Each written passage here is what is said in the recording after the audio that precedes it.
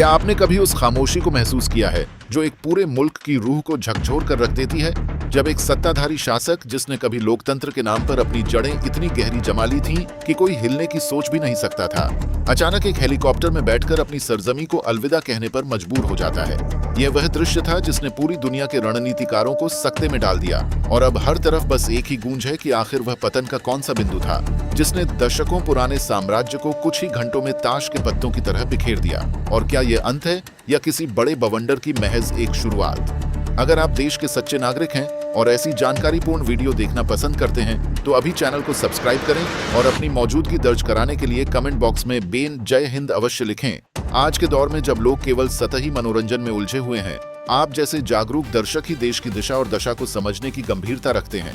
यह सिर्फ सत्ता का हस्तांतरण नहीं है, बल्कि यह उस पूरे भू राजनीतिक मानचित्र के बदलने की आहट है जिसे हम दशकों से स्थिर मानते आए थे।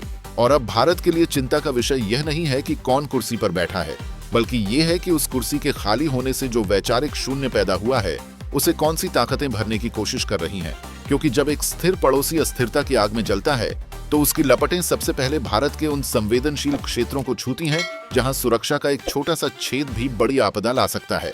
सोचिए, एक नेता का निर्वासन किसी फिल्म का क्लाइमैक्स नहीं है। ये हकीकत है जिसमें वे सभी समीकरण शामिल हैं जिन्हें हम आमतौर पर बंद दरवाजों के पीछे बनते देखते हैं। खुफिया जानकारी के अनुसार जो घटनाक्रम पिछले कुछ दिनों में वहां घटित हुआ वह महज एक स्वतः स्फूर्त जन आंदोलन नहीं था, बल्कि इसके पीछे कई वर्षों से सुलग रहा असंतोष, आर्थिक बदहाली और बाहरी शक्तियों का वह अदृश्य प्रभाव है जो हमेशा से वहां के सामरिक महत्व को भुनाने की ताक में बैठा था। क्या आपको लगता है कि एक शक्तिशाली नेता का अचानक गायब हो जाना केवल उनके समर्थकों के लिए झटका है? बिल्कुल नहीं। यह उस पूरे क्षेत्र के लिए बहुत ही एक बड़ा सुरक्षा जोखिम है, क्योंकि अब वहां सत्ता के लिए संघर्ष करने वाले गुटों में जो होड़ मचेगी उसका फायदा उठाने के लिए कई अंतर्राष्ट्रीय खिलाड़ी अपनी बिसात बिछा चुके हैं। क्या चीन वहां आद्यान अपने आर्थिक प्रभुत्व को और मजबूत करेगा, या फिर पश्चिमी देश वहां लोकतंत्र के नाम पर अपना प्रभाव फिर से जमाएंगे? और इन सब के बीच भारत अपनी कूटनीतिक मर्यादा को बचाते हुए कैसे अपने हितों की रक्षा करेगा? यह एक ऐसा प्रश्न है जिसका उत्तर आने वाले कुछ महीनों में हमारे सुरक्षा ढांचे को तय करना होगा। हम अक्सर सुनते हैं कि किसी देश के आंतरिक मामलों में दखल नहीं देना चाहिए, लेकिन पड़ोस में लगी आग कभी सीमा पर रुकती नहीं। शरणार्थियों की समस्या से लेकर सीमा पार तस्करी और कट्टरपंथ के बढ़ते खतरों तक चुनौतियां पहाड़ जैसी हैं जो आज भारत के सामने खड़ी हैं। गौर कीजिए कि जब एक नेता वापस लौटने की संभावनाओं पर विचार करता है तो क्या वह अपनी लोकप्रियता पर दांव लगा रहा है, या फिर उसे कोई ऐसा आश्वासन मिला है जो पर्दे के पीछे की सच्चाई को बयां करता है? राजनीति का सबसे काला सच ये है कि यहाँ भावनाओं का इस्तेमाल अक्सर सत्ता हासिल करने के लिए किया जाता है, और जो जनता आज नारे लगा रही है, क्या कल वह उस शांति का उपभोग कर पाएगी जिसका सपना उन्हें दिखाया गया है? यह भी एक अनसुलझा रहस्य है, क्योंकि क्रांति के बाद आने वाला समय अक्सर अराजकता लेकर आता है। हमें यह गहराई से समझना होगा कि क्या वहां की जेलें किसी नेता के लिए सुरक्षा कवच बन सकती हैं, या फिर वे एक ऐसे बंद कमरे के समान होंगी जहां से बाहर निकलने का रास्ता सीधे राजनीतिक अंत की ओर जाता है। इतिहास इस बात का गवाह है कि जब जनता का आक्रोश चरम पर होता है तो कोई भी संवैधानिक संस्था या कानून का शासन उसे रोक नहीं पाता, और यही कारण है कि वहां की वर्तमान स्थिति किसी भी अनुमान से परे है। क्या यह संभव है कि भारत के लिए उन्हें शरण देना भविष्य की किसी बड़ी सौदेबाजी का हिस्सा हो? क्योंकि कूटनीति में मानवीय आधार के पीछे अक्सर रणनीतिक दूरदर्शिता छिपी होती है। हम जानते हैं कि बांग्लादेश का आर्थिक मॉडल बहुत हद तक बाहरी निवेश पर निर्भर है, और अगर वहां स्थिरता नहीं आती है तो यह निवेश रातों रात गायब हो सकता है, जिसके बाद का मंजर बेहद डरावना होगा। क्या आप कल्पना कर सकते हैं कि लाखों लोगों के विस्थापन का दबाव भारत के लिए किस हद तक खतरनाक साबित होगा? इसीलिए ही भारतीय नेतृत्व हर कदम फूंक फूंक कर रख रहा है। आगे की राह आसान नहीं है। वहां कट्टरपंथ के वे तत्व जो वर्षों से अपनी बारी का इंतजार कर रहे थे अब सक्रिय होते दिख रहे हैं, और यह भारत की आंतरिक सुरक्षा के लिए किसी खतरे की घंटी से कम नहीं है। हमें यह भी देखना होगा कि क्या वहां का नागरिक समाज वाकई एक नया और प्रगतिशील भविष्य चुनने में सक्षम है, या फिर वे फिर से उन्हीं पुरानी गलतियों को दोहराएंगे। भारत का रुख हमेशा से ही शांति और स्थिरता का रहा है, लेकिन शांति के नाम पर हम अपनी सुरक्षा के साथ खिलवाड़ नहीं कर सकते। इसीलिए आने वाले समय में सीमावर्ती क्षेत्रों में सतर्कता और भी अधिक बढ़ा दी जाएगी, और यही वह कड़वी सच्चाई है जिसे हर जागरूक भारतीय को समझना चाहिए। जब सत्ता पलटती है तो सबसे ज्यादा नुकसान आम आदमी का होता है, जिनकी जिंदगी महंगाई, बेरोजगारी और डर के साए में कटने लगती है। और यही कारण है कि हम इस पूरे घटनाक्रम को एक ऐसी चश्मदीद की तरह देख रहे हैं जो जानता है कि आगे तूफान आने वाला है। क्या वे वापस आएंगी?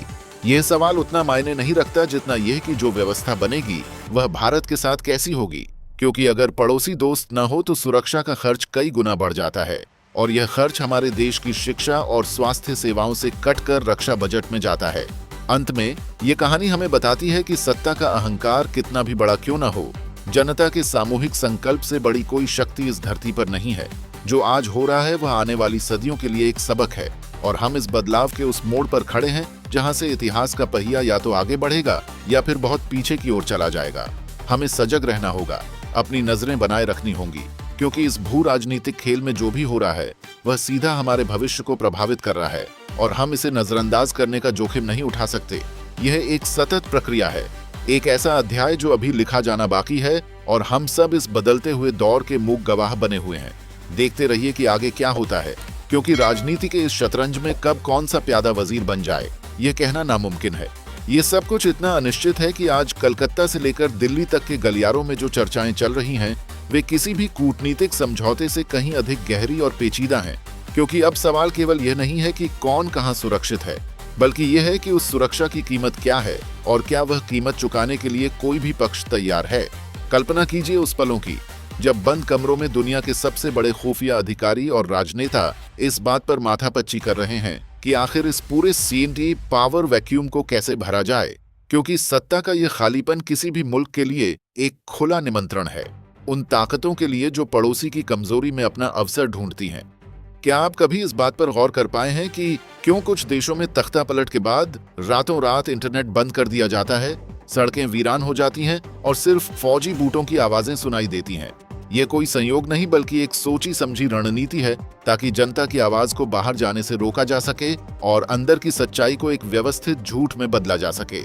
लेकिन आज का दौर सोशल मीडिया का है, जहां एक आम नागरिक के हाथ में मौजूद मोबाइल फोन दुनिया की सबसे बड़ी खुफिया एजेंसी से भी तेज खबरें बाहर लाता है। और यही कारण है कि आज वहां की असली तस्वीर दुनिया के सामने है, जिसे देखकर बड़े बड़े दिग्गज भी अपनी आंखें मूंदने को मजबूर हैं। आप सोच रहे होंगे कि अगर भारत ने अपने पुराने संबंधों का हवाला देकर उन्हें शरण दी है तो क्या यह केवल एक भावनात्मक निर्णय था? बिल्कुल नहीं। इसके पीछे दशकों का कूटनीतिक अनुभव काम कर रहा है, जहां हमें यह भी सुनिश्चित करना है कि हम मानवीय मूल्यों के साथ खड़े रहें और साथ ही अपनी राष्ट्रीय सुरक्षा को भी आंच न आने दें। ये एक ऐसी तलवार की धार पर चलने जैसा है जहां एक गलत कदम पूरे दक्षिण एशिया को अस्थिरता की खाई में धकेल सकता है।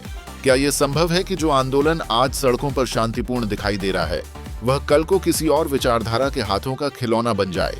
क्योंकि इतिहास गवाह है कि क्रांति अक्सर अपने ही बच्चों को खा जाती है और यह खतरा आज वहां की जमीनी हकीकत के साथ साथ चल रहा है। उन लोगों का क्या जो सत्ता के गलियारों में नहीं बल्कि उन छोटी छोटी झोपड़ियों में रहते हैं, जिनका एकमात्र सहारा वहां की अर्थव्यवस्था और शांति थी, क्या उन्हें इस पूरे सियासी उठापटक के बाद न्याय मिल पाएगा या फिर वे फिर से किसी दूसरे शासक के अत्याचारों तले पिसने के लिए छोड़ दिए जाएंगे? यह एक ऐसा सवाल है जिसका उत्तर देने में दुनिया की कोई भी संस्था अभी सक्षम नहीं है, क्योंकि वहां की स्थिति अभी भी एक ऐसे उबलते हुए बर्तन की तरह है जिस पर ढक्कन तो है लेकिन भाप कभी भी उसे उड़ा ले जा सकती है। अब जब हम आगे की संभावनाओं पर नजर डालते हैं तो हमारे पास केवल दो ही रास्ते बचते हैं, या तो वहां का समाज अपनी समझदारी से एक लोकतांत्रिक सरकार का गठन करे और अपनी टूटी हुई अर्थव्यवस्था को संभाले, या फिर वे अराजकता के उस रास्ते पर चल पड़े जहां से वापसी नामुमकिन होती है। और दूसरा विकल्प भारत के लिए एक बड़ी चुनौती पेश करेगा, जिसके लिए हमें अभी से अपनी रणनीतियों को तैयार करना होगा। क्या आपको नहीं लगता कि जब भी हम एक बड़े देश के पतन को करीब से देखते हैं तो ये हमें ये सिखाता है कि शासन और जनता के बीच का जो अटूट धागा होता है उसे कभी भी अनदेखा नहीं करना चाहिए, क्योंकि जब यह धागा टूटता है तो वही जनता जो शासक को पूजती थी उसे इतिहास के पन्नों से मिटाने में भी देरी नहीं करती। ये पूरी घटनाक्रम एक बहुत बड़ा आईना है उन सभी नेतृत्वकर्ताओं के लिए जो समझते हैं कि वे जनता से ऊपर हैं, और यही वह सबक है जो इस पूरी डॉक्यूमेंट्री के सार को बयां करता है। अब सवाल यह है कि क्या भविष्य में हमें ऐसे और भी दृश्य देखने को मिलेंगे, या फिर हम एक ऐसे युग की ओर बढ़ रहे हैं जहां स्थिरता और विकास ही एकमात्र विकल्प होंगे?